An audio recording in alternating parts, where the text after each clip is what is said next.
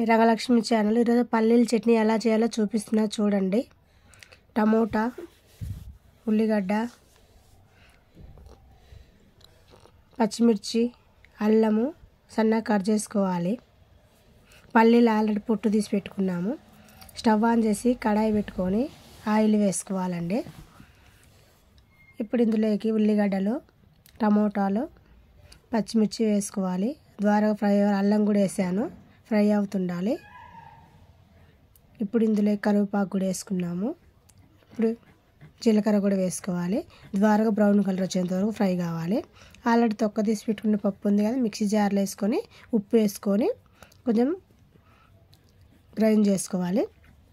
ఆ లోపు మనం ఆల్రెడీ ఇక్కడ పెట్టుకున్నాం కదా, ఈ బ్రౌన్ కలర్ వచ్చేస్తున్నాయి. ఇప్పుడు ఆల్రెడీ గ్రైండ్ చేసుకున్న దాంతో ఇవి తీసుకొని టమాటా, పచ్చిమిర్చి అవి తీసుకొని మిక్సీ జార్లో వేసుకొని కొంచెం వాటర్ తగినంత వేసుకొని మిక్సీ గ్రైండ్ చేసుకోవాలి. ఇప్పుడు గ్రైండ్ అయింది, బాగుంటుంది తినడానికి. చట్నీ, దోశకి చట్నీ అయిపోయింది.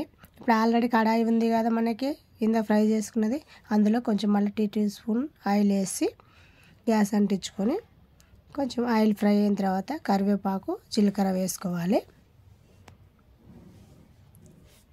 కొంచెం ఫ్రై అయినాక చిటపట అన్నాక ఇప్పుడు మనం ఆల్రెడీ మిక్సీ జార్లో పట్టి పెట్టుకున్నాం కదండి చట్నీ, అది ఫ్రై అయిన తర్వాత జార్లో పట్టి పెట్టుకున్న చట్నీ వేసుకోవాలి. ఇప్పుడు అలా కలబెట్టేసేసుకొని స్టవ్ ఆఫ్ చేసుకోవాలి. మళ్ళీ హెవీగా అయిపోతే బాగోదు. ఇప్పుడు ఆల్రెడీ దోశ పిండి పట్టి పెట్టుకున్నాం మేము, అందులో ఉప్పు వేసుకొని వాటర్ వేసుకొని మనకు తగినంత గట్టిగా కావాలా కొంచెం లూజ్ కావాలనే చూసుకొని పట్టి పెట్టుకోవాలి. ఇప్పుడు గ్యాస్ ఆన్ చేసుకొని దోశ తవ్వ పెట్టేశాను. ఇప్పుడు దోశ వేస్తున్నాను.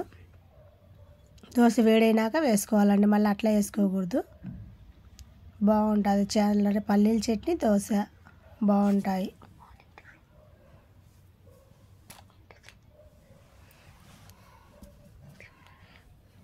ఇట్లా ద్వారగా అయినాక ఇప్పుడు తీసుకోవాలి. చూడండి దోశ ఇలా క్రిస్పీగా బాగా వచ్చాయి చూడండి. చట్నీ, దోశ ఇప్పుడు మా పాప తింటుంది చూడండి, ఎలా ఉందో చెప్పిద్ది. లైక్, షేర్ అండ్ సబ్స్క్రైబ్ చేయండి మా ఛానల్ నచ్చితే. ఇలా మరిన్ని కొన్ని వీడియోలు పెడుతుంటాం చూడండి. మమ్మల్ని సబ్స్క్రైబ్ చేయండి, ప్రోత్సహించడం ఉందండి. బాయ్.